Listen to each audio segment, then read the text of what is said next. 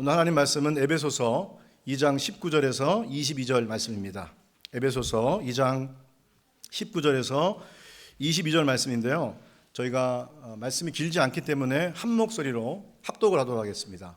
딱 맞추어서 함께 말씀을 읽도록 하겠습니다. 시작. 그러므로 이제부터 너희는 외인도 아니요 나그네도 아니요 오직 성도들과 동일한 시민이요 하나님의 권속이라. 너희는 사도들과 선지자들의 터 위에 세우심을 입은 자라. 그리스도 예수께서 친히 모퉁이 돌이 되셨느니라. 그의 안에서 건물마다 서로 연결하여 주 안에서 성전이 되어가고 너희도 성령 안에서 하나님이 거하실 초소가 되기 위하여 그리스도 예수 안에서 함께 지어져 가느니라. 아멘. 자, 여러분에게 짧은 시구절을 낭독해 드리겠습니다. 나 하늘로 돌아가리라. 아름다운 이 세상 소풍 끝나는 날 가서 아름다웠더라고 말하리라. 네, 다 아시는 시시죠? 우리나라의 대표적인 시인 천상병 시인이 남긴 귀천이라는 시입니다. 이 아름다운 시구를 읽으면서 저는 인생의 진정한 의미, 우리가 돌아갈 곳이 어딘가에 대한 진정한 것을 깨닫게 되어집니다. 오늘 이 천상병 시인을 보면 우리의 삶을 소풍이다 라고 그렇게 표현했습니다. 여러분, 소풍이라는 말은 어떤 의미가 있습니까? 즐거움, 노는 거죠. 우리가 일상에서 잠시 벗어나 즐거운 시간을 보내다가 다시 돌아가는 여정입니다. 집으로 돌아가는 여정이죠. 마치 여러분 어린 시절에 한 번쯤은 여러분 경험해 보셨을 것 같습니다. 어린 시절에 들뜬 마음으로 소풍을 갔다가 이제 모든 것이 끝나고 해가 질 무렵에는 집으로 다시 돌아가는 것입니다. 자, 그런데 놀랍게도 이 성경이 말씀하는 우리의 인생과도 정확히 일치하는 그런 것입니다. 하나님께서 우리를 이 땅에 보내시면서 하나님은 특별한 사명을 우리에게 주셨습니다.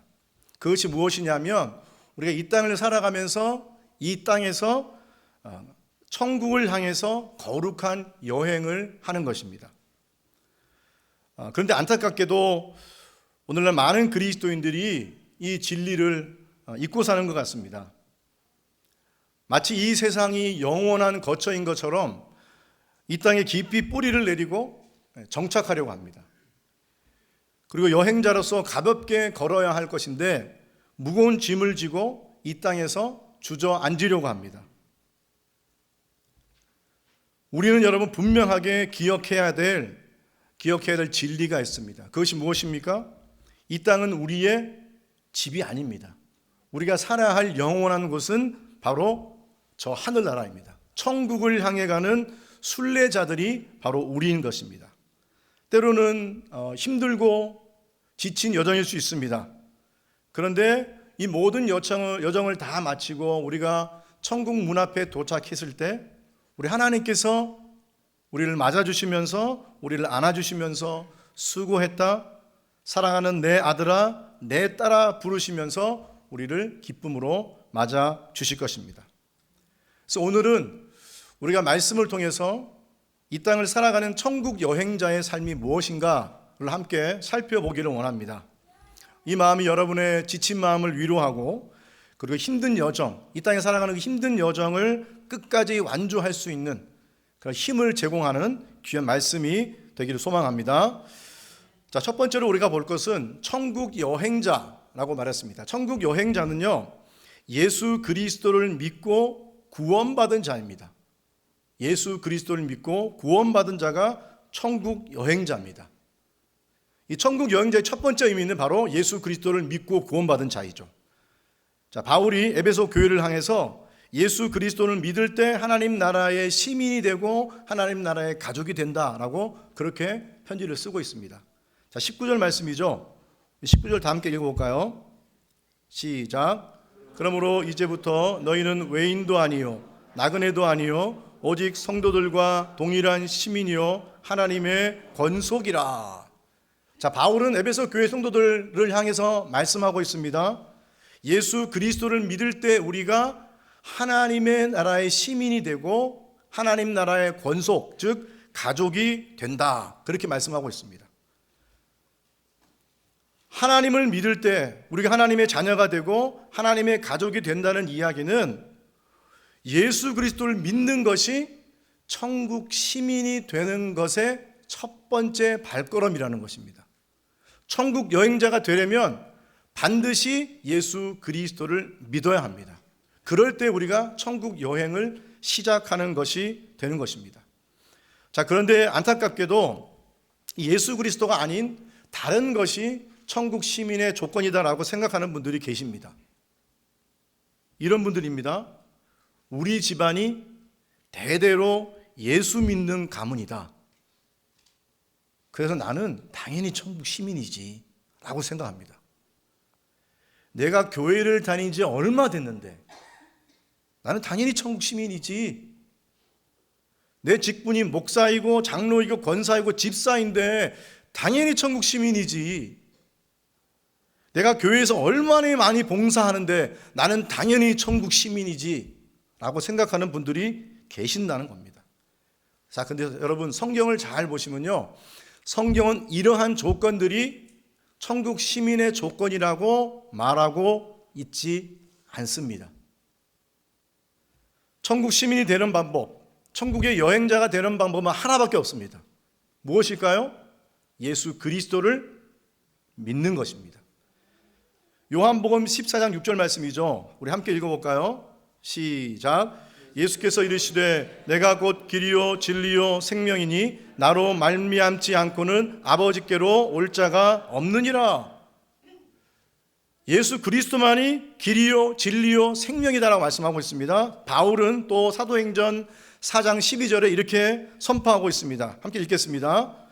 다른 이로서는 구원을 받을 수 없나니 천하 사람 중에 구원을 받을 만한 다른 이름을 우리에게 주신 일이 없음이라 하였더라. 아멘. 천하 인간에게, 여러분 우리에게 구원을 받을 만한 다른 이름을 우리에게 주신 적이 없다라고 말씀하고 있습니다. 자, 그런데 우리가 사는 이 세상은 어떻습니까? 우리가 살고 있는 이 포스트 모던 시대는요, 예수 그리스도만이 유일한 구원의 길이라고 믿지 않습니다. 모든 종교에는 다 길이 있다 이렇게 가르쳐요. 그래서 예수 그리스도만이 구원의 길이라고 말하는 것은 그거는 기독교의 독단이다 라고 그렇게 이야기합니다. 자, 그러나 우리는 그 어떤 것으로도 이런 많은 것들을 이야기할 때에도 우리는 분명하게 선포해야 합니다. 그것은 무엇입니까? 천하 사람 중에 구원을 받을 만한 다른 이름을 우리에게 주신 일이 없다. 오직 예수 그리스도만이 길이요 진리요 생명이다. 바로 이것을 우리가 선포해야 한다는 것입니다. 여러분들 아마 여기 오늘 예배 들으신 분들 중에 좋은 주일학교를 나오신 분들은 이 찬양을 다 아실 겁니다. 돈으로도 못 가요 하나님 나라. 그 다음 뭐죠? 또 못 가요 하나님 나라. 예. 거듭나면 가는 나라 하나님 나라. 2절은 뭔지 아세요?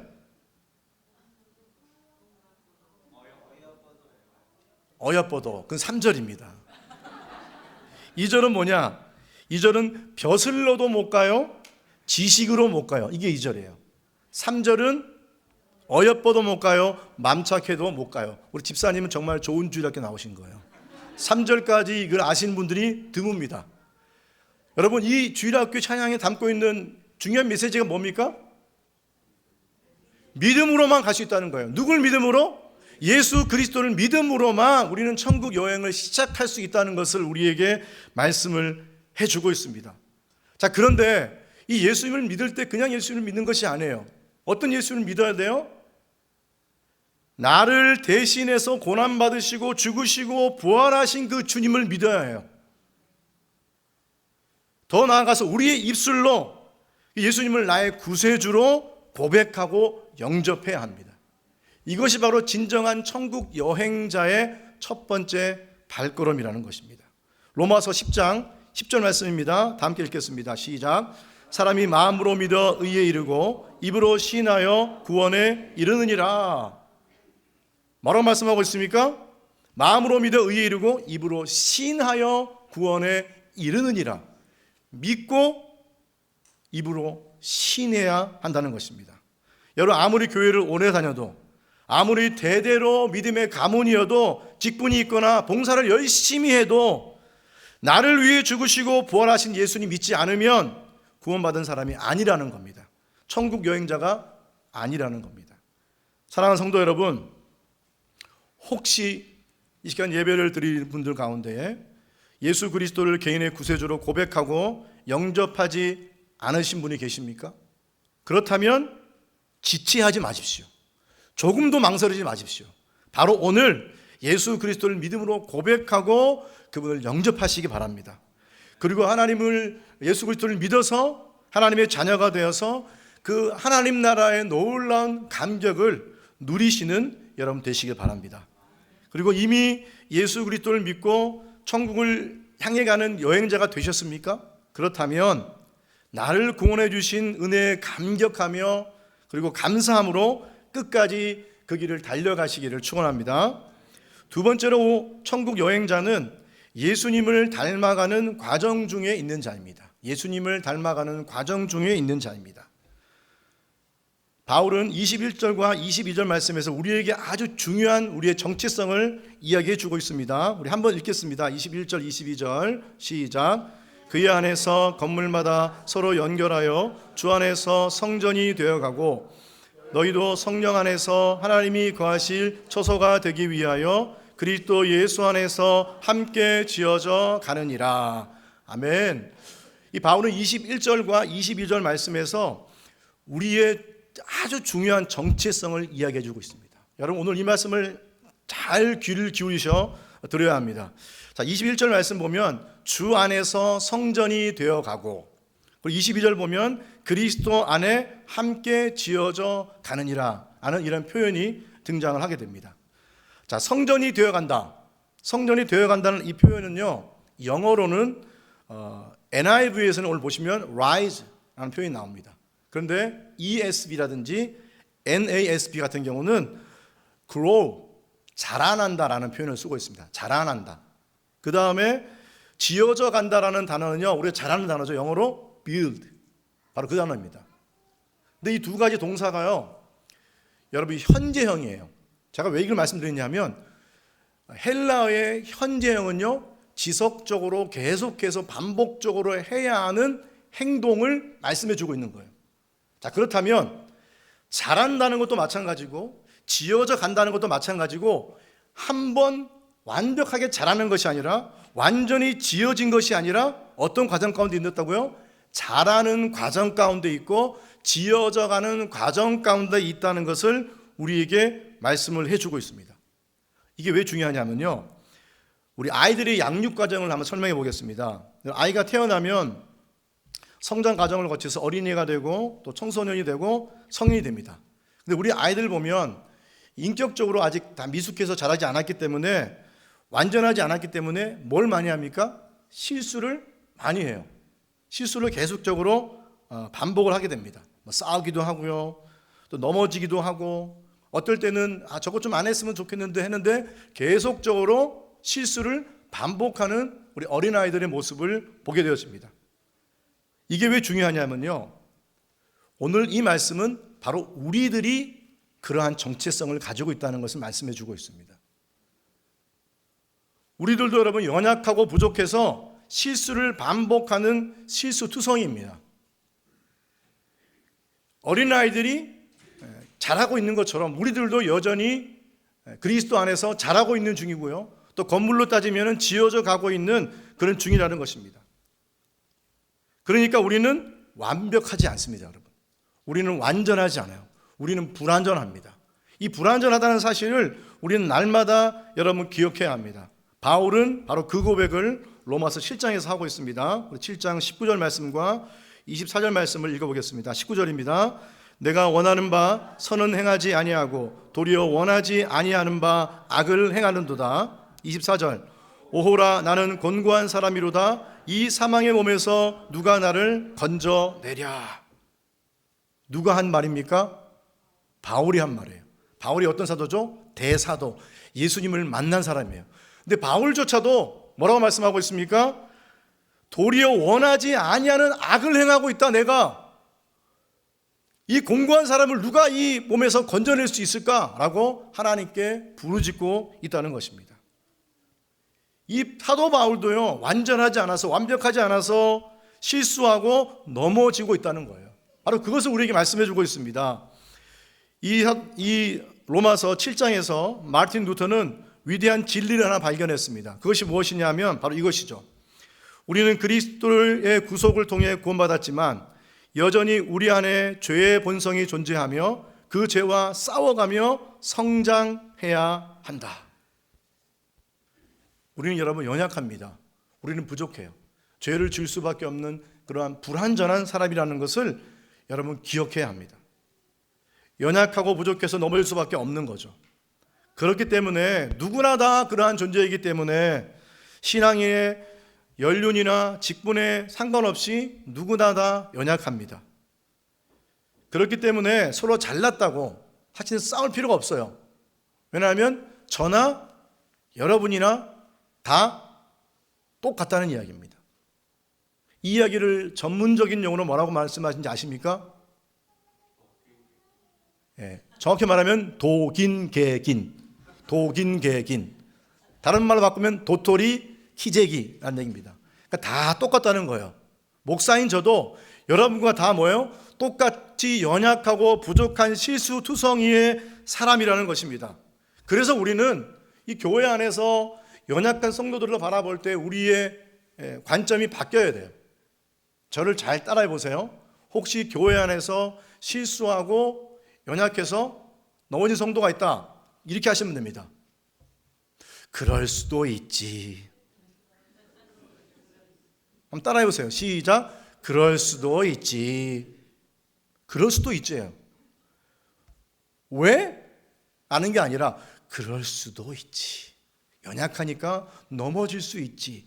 연약하니까 실수할 수 있지. 이렇게 그 성도들을 따뜻한 눈으로 바라보아야 한다는 것입니다. 이렇게 되면 우리는 성도들을 바라보는 우리의 눈이 달라지게 됩니다. 옛날에는 정죄의 눈으로 그 사람을 바라보았지만 이제는 이해할 수 있습니다. 옛날에는 손가락질했지만 이제는 품어줄 수 있습니다.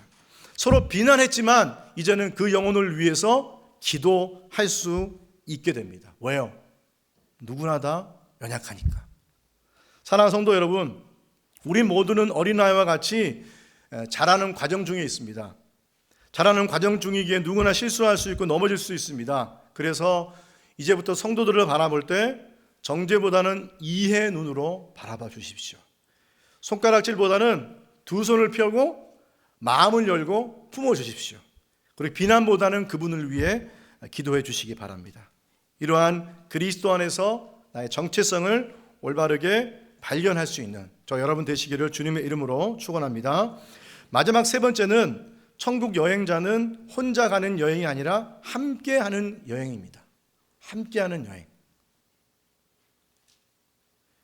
여러분, 이 말씀은요, 두 번째 말씀과 자연스럽게 연결이 됩니다. 왜 연결이 되냐면 우리는 실수투성이고 연약하고 부족해서 우리가 혼자 힘으로 이 천국 여행을 완전히 마칠 수가 없어요. 그래서 우리를 도울 수 있는, 우리를 도와줄 수 있는 무엇인가가 필요합니다. 근데 오늘 말씀을 보면 우리의 길을 인도하시고 우리의 길을 이끄시고 우리를 붙들어 주시는 분이 계시다라고 설명해 주고 있습니다. 22절 말씀을 우리가 함께 읽어보겠습니다. 22절 시작. 너희도 성령 안에서 하나님이 거하실 초소가 되기 위하여 그리스도 예수 안에서 함께 지어져 가느니라. 아멘. 자, 여러분 영어를 잘 보시면 뭐라고 말씀하고 있습니까? 맨 마지막에요, 영어에 보시면 by the Spirit 이라는 표현이 나옵니다. by the Spirit. 이 무슨 말씀입니까? 좀 더 명확하죠. 성령에 의해서, 성령을 통하여 이 모든 것이 가능하다는 말씀입니다.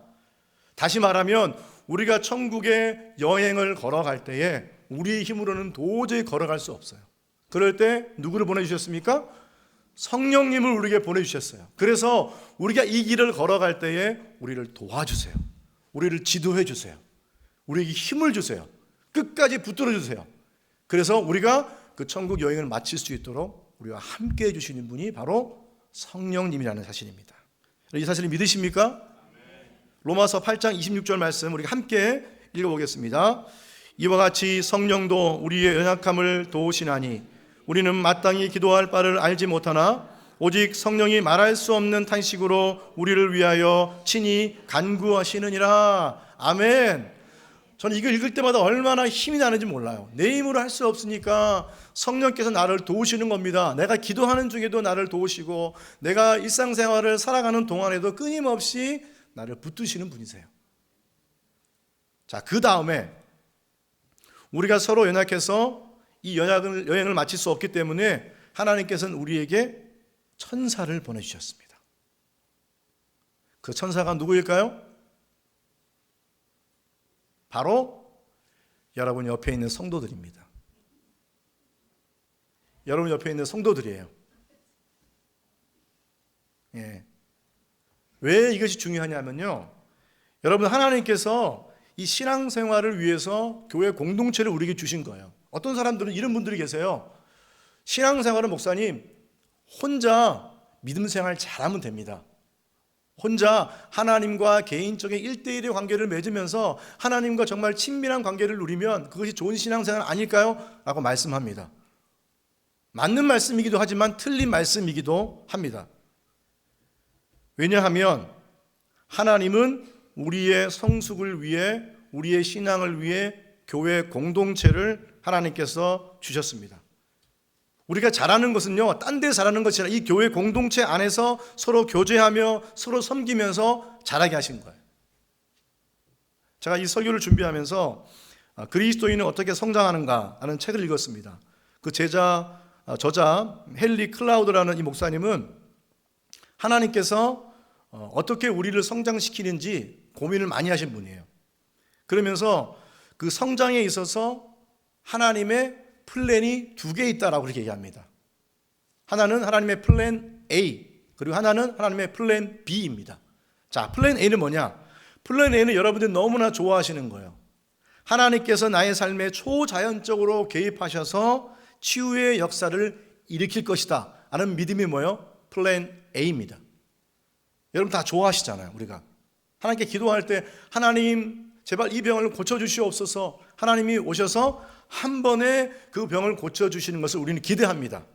자, 플랜 B는 뭘까요? 플랜 B는 교회 공동체의 다른 사람을 통해서 하나님께서 치유하신 역사입니다.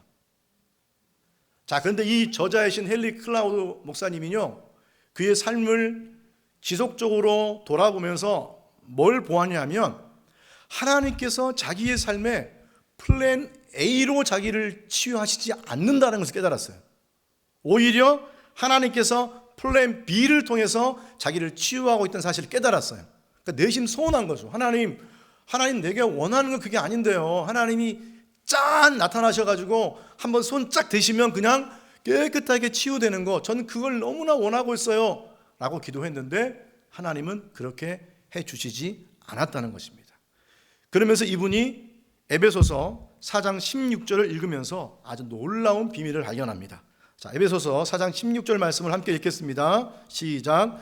그에서 온몸이 각 마디를 통하여 도움을 받음으로 연결되고 결합되어 각 지체의 분량대로 역사하여 그 몸을 자라게 하며 사랑 안에서 스스로 세우는지라.